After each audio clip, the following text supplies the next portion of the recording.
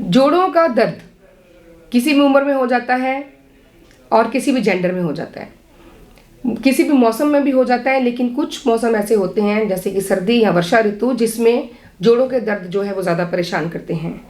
एक दर्द हुआ कि सुबह जब हम उठते हैं तो ज़्यादा स्टिफनेस हो रखी है, दूसरे दर्द में है दर्द लेकिन जैसे जैसे हम चलना शुरू करेंगे तो वो धीरे धीरे करके कम हो जाएगा। तीसरे प्रकार के वो जोड़ों के दर्द होते हैं कि जब हम सुबह सो के उठते हैं तब तो सही है, लेकिन जैसे जैसे दिन आगे आगे बढ़ता है, हमारी फिजिकल एक्टिविटी बढ़ती है तो वो दर्द भी बढ़ता जाता है। आइए समझते हैं कि इन तीनों के पीछे के कारण क्या है और इनका ये जो नेचर ऑफ पेन या बिहेवियर है वो अलग अलग क्यों है, और हमें इसके किसके ऊपर तेल लगाना है, किसके ऊपर सेक करना है, वो हम कैसे डिसाइड करेंगे। अगर हमारी बॉडी में सुबह कोई पेन नहीं है और जैसे जैसे हम एक्टिविटी करते हैं तब पेन बढ़ता है, जैसे जैसे दिन ढलता है तब तब दर्द बढ़ती है, तो उसका कारण वायु है हमारी बॉडी के अंदर बढ़ती हुई, जो एक्टिविटी से बढ़ती है, चलने फिरने से बढ़ती है और शाम होते होते भी वायु अपना असर ज़्यादा दिखाती है। तो जो ऑस्टियोआर्थराइटिस के पेशेंट्स हैं जिनमें क्षय की वजह से यानी डीजेनरेशन की वजह से जॉइंट्स में दिक्कत हो रही है, उनकी दर्द की नेचर यही होगी। तो वायु की अगर हम बात करें तो वायु को डील करने का, वायु को ठीक करने का, उसको शांत करने का जो सबसे अच्छा माध्यम है वो है तेल।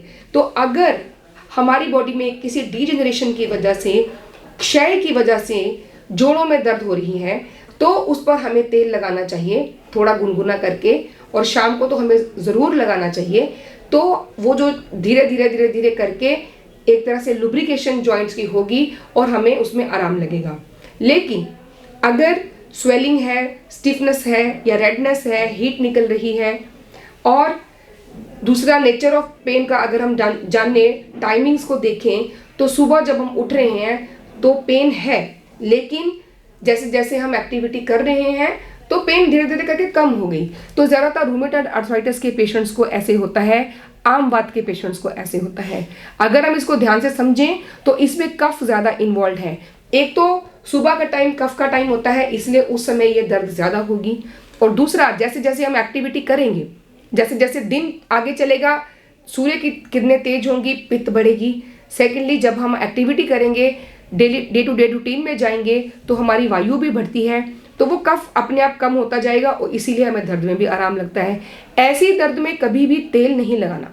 ऐसी दर्द में जहाँ स्वेलिंग है और सुबह ज़्यादा दर्द हो रहा है तो उसमें हमने नमक की पोटली का या रेत की पोटली का सेक करना है या उसके ऊपर लेप करना है, तो उस दर्द को हम सही तरीके से मैनेज कर सकेंगे। अगर उसके ऊपर हम तेल लगाएंगे तो कफ और बढ़ेगा, तो वो दर्द भी और बढ़ जाएगा। तीसरी तरह की दर्द है गाउट की दर्द।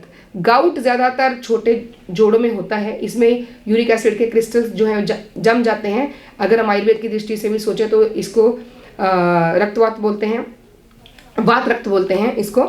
तो इसमें पित्त वर्धक, ये पित्त की वजह से होती है। अब तीनों पेन्स का कारण भी अलग अलग था। जो ऑस्टियोआर्थराइटिस है वो वायु की वजह से हो रहा है, तो तेल हमें यूज़ करना है और कफ वर्धक आहार उसमें हम खा सकते हैं। रूमेटॉइड आर्थराइटिस कफ और आम की वजह से हो रहा है, हमें उसको कम करने वाली चीज़ें खानी है और तेल का इस्तेमाल नहीं करना है। तीसरी चीज़ गाउट या वात रक्त, ये पित्त की वजह से हो रहा है, तो इसमें हमें एसिडिटी को कम करने वाली जो चीज़ें हमें समझ में आती हैं, पित्त को कम करने वाली जो चीज़ें समझ में आती हैं, जिसमें कि गिलोय बहुत अच्छी है। घी लगा सकते हैं हम, देसी घी पित्त का शमन करने में वो बहुत कारगर होता है। देसी गाय का घी, देसी गाय के दूध का घी और गिलोय इसमें बहुत अच्छा काम करती है। तो ये रहा हमारी जो जॉइंट पेन्स को हमने खुद कैसे समझना है और उस पर हमें तेल लगाना है कि नहीं लगाना है। तो हमेशा याद रखिए कि हर जोड़ के दर्द का इलाज तेल नहीं होता। नमस्कार। तो चंडीगढ़ में जो अभियान शुरू हुआ था, अब गुड़गांव, अमृतसर, दिल्ली, जालंधर, जयपुर, जोधपुर, लुधियाना, पटियाला, संगरूर, कई शहरों में हिम्स शुरू हो चुका है। हिम्स की ब्रांचेस शुरू हो चुकी हैं। अब हमें सिर्फ आपकी मदद चाहिए। भाई राजीव दीक्षित की याद में ये हिम्स शुरू हुआ था। भाई राजीव दीक्षित चाहते थे पूरे विश्व में आयुर्वेद का डंका बचे, आयुर्वेद की वजह से भारत विश्व गुरु बने। हमें आपकी मदद चाहिए। हर किडनी पेशेंट लीवर फेल के पेशेंट और कैंसर के पेशेंट तक इस वीडियो को पहुंचाइए और भारत को विश्व गुरु बनाने में हमारी मदद कीजिए। धन्यवाद। जय हिंद।